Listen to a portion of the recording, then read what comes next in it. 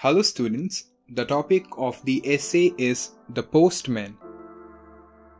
I love to wait for the postman. The one who comes to my building is a very friendly person. Everyone knows him. He wears a khaki uniform and carries a bundle of letters in a bag. We see him in every season. The postman brings not only letters but also telegrams, money orders and registered articles. Sometimes he brings parcels. He brings us good news and sometimes bad news. Even though there are many courier services today and more mail is sent over the internet, the postman still remains an important figure. The postman is the government employee with whom we are most in contact. He is of great service to society.